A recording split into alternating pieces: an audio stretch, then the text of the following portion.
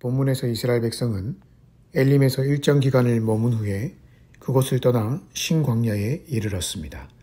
1절에 보니 애굽에서 나온 후에 둘째 달 15일이라는 것을 볼 때 출애굽을 떠난 시점을 기준으로 해서 신광야에 이르기까지는 약 1년 2개월 15일이 지났습니다.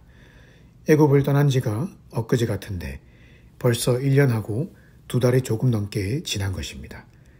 그런데 오늘 본문을 잘 보면 이들이 몸으로는 출애굽한 지 1년 2달이 넘었지만 아직 마음과 영적인 상태는 여전히 출애굽을 하지 못하고 있는 것을 볼 수 있습니다. 2절에 이스라엘 자손 온 회중이 그 광야에서 모세와 아론을 원망하며, 얼마 전에 마라의 쓴물 사건에서 하나님이 기적적으로 그들에게 마실 물을 제공해 주셨고 그 후 엘림에서 풍성한 휴식을 취하게 하셨음에도 불구하고 또 얼마 지나지 못해서 원망을 하고 있습니다. 3절에 그 원망의 이유가 나와 있습니다. 그것은 애굽에서 배불리 먹던 것처럼 광야에서는 떡과 고기를 배부르게 먹지 못하기 때문이라고 하는 불평입니다. 하지만 그들의 말은 사실과 다릅니다. 그들이 언제 애굽에서 떡과 고기를 배불리 먹을 수 있었습니까? 그들은 애굽에서 떡과 고기를 배불리 먹었던 것이 아니라 매일같이 중노동에 시달리면서 죽음의 고통을 당하고 있었습니다. 그리고 현재 그들의 수중에는 수많은 가축들이 있습니다. 출애굽기 12장 38절에 의하면 그들이 애굽에서 나올 때 수많은 잡족과 함께 수많은 양과 소와 심이 많은 가축들을 몰고 나왔습니다. 고기가 먹고 싶으면 그것들을 통해서 섭취하면 됩니다. 그런데 왜 고기가 없다고 불평하고 있습니까? 한 주석학자는 이렇게 말했습니다. 훗날 그들이 가나안 땅에 입성할 때에 그들 가축들이 귀한 재산으로 사용될 것인데 그것을 축내고 싶지 않았기 때문이다. 일리가 있는 말입니다. 만약 그 말이 맞다면 이 불평을 했던 이스라엘 백성들은 정말 이기적이고 탐욕적인 자들입니다. 자기 곁에 충분히 먹을 것이 있음에도 불구하고 또 하나님께서 이미 그것을 공급하셨음에도 불구하고 없는 척하면서 고기 타령하고 하나님을 원망했기 때문입니다. 게다가 그들이 썼던 표현을 보십시오. 3절에 차라리 애굽에서 하나님의 손에 죽었더라면 이런 광야의 배고픔은 없었을 텐데. 지금 이스라엘이 어떤 영적인 상태에 있는지 보이십니까? 그들은 출애굽을 통해 몸은 구원의 자리에 와 있지만 마음은 여전히 다른 신을 섬기고 있었던 것입니다. 그 신의 이름은 바로 자기 자신이었습니다. 애굽에서 자기 자신만을 위해 살던 그들을 하나님이 건져내셔서 구원하셨고 홍해의 기적을 통해 놀라운 은혜를 경험케 하셨음에도 불구하고 마음은 여전히 출애굽 이전의 상태와 동일하게 살아가고 있었던 것입니다.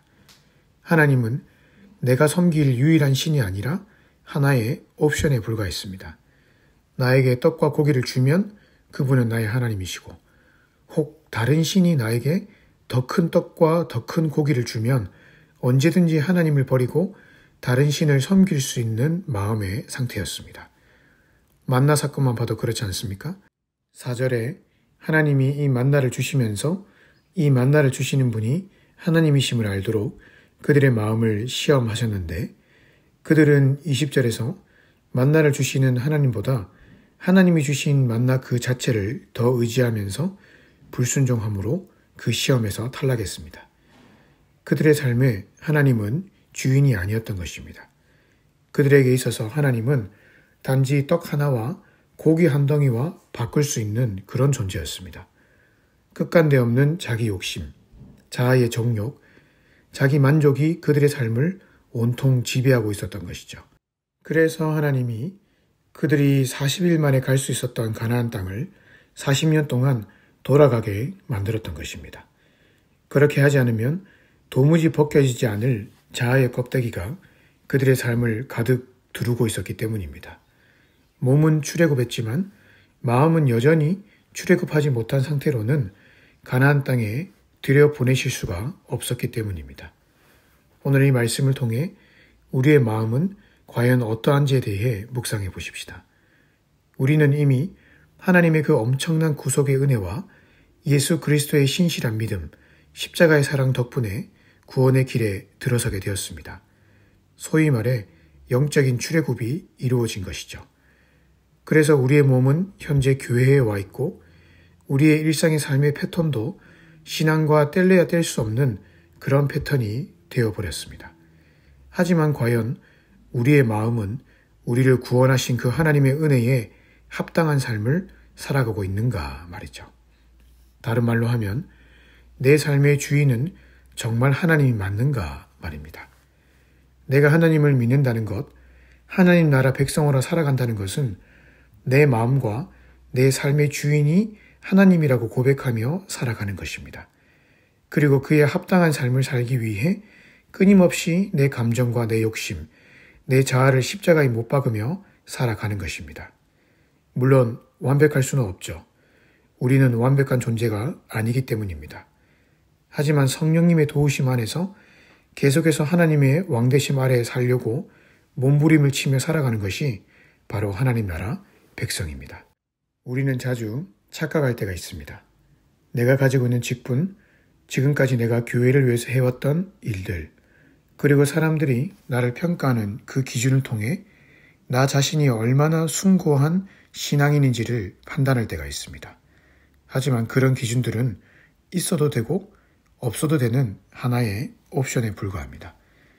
하지만 그러한 외적인 평가 기준에 도취되어서 나 자신을 과대 포장한 나머지 정작 내 삶의 주인의 자리에서 내가 왕노릇하고 살아가고 있다면 그 사람이 목사든 장로든 과거 교회에 청계를 세웠던 어떤 인물이건 상관없이 아직 마음이 출애굽하지 못한 사람인 것입니다. 마음의 출애굽은 내 몸이 단지 교회에 있다고 이루어지는 것이 아닙니다. 내 마음의 성전에 그 가장 중심에 하나님을 왕으로 모실 때 이루어지는 것입니다.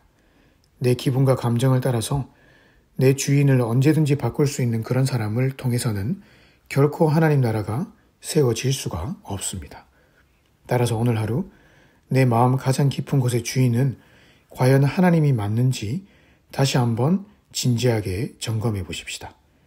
만약 내 감정과 자아가 아직도 왕노릇하고 있는 부분이 있다면 그것을 붙잡고 십자가 앞으로 나아가서 이 더러운 욕심과 자아를 성령의 불로 태워달라고 기도하십시다. 만약 그렇게 겸손하고 가난한 마음으로 그 빈손으로 하나님 앞에 나아가서 십자가를 붙들면 하나님은 나에게 하나님 나라 백성답게 살 수 있는 힘과 은혜를 반드시 주실 것입니다. 오늘 하루도 이 말씀을 통해 내 마음이 아직 애굽에 머물고 있는 것은 아닌지 다시 한번 점검해 보면서 하나님을 내 삶의 주인 자리에 모시기 위해 몸부림을 치며 살아가심으로 인해 승리와 평안의 하루가 되시기를 주님의 이름으로 축복합니다.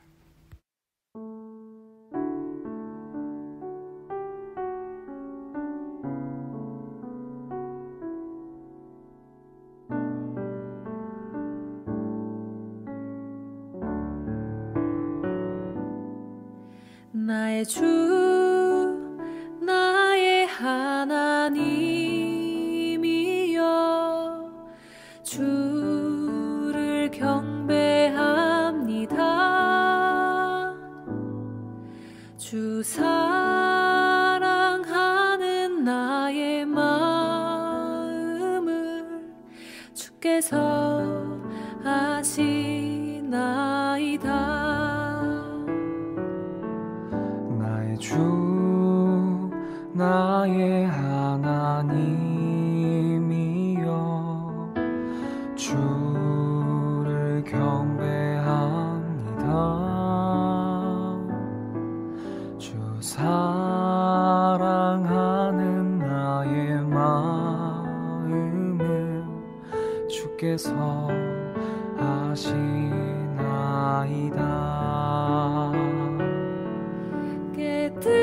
깨뜨리러 감 내게 없으며 주께 드릴 향유 없지만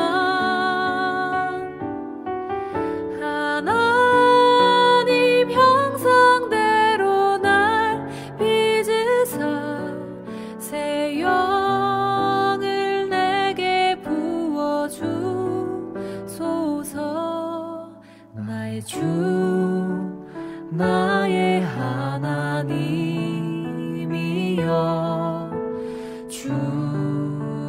경배합니다.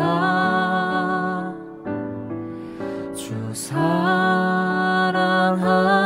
나의 마음을 주께서 아시나이다.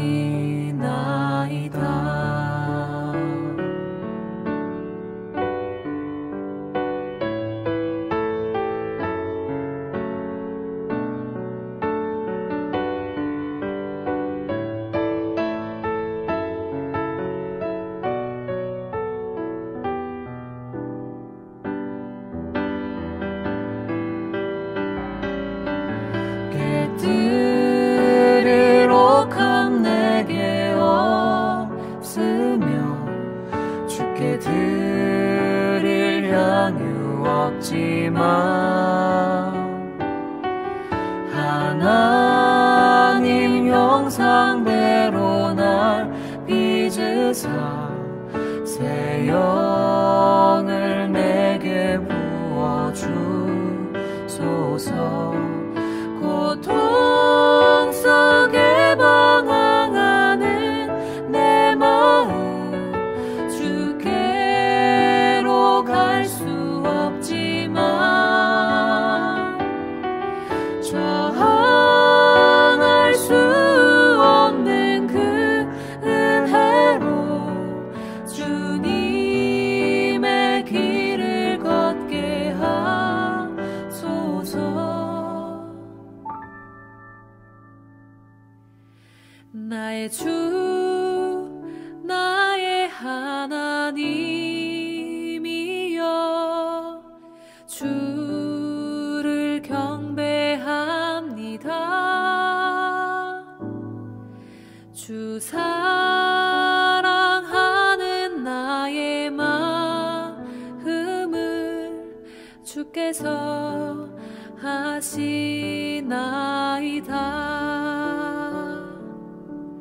주 사랑하는 나의 마음을 주께서 아시나이다.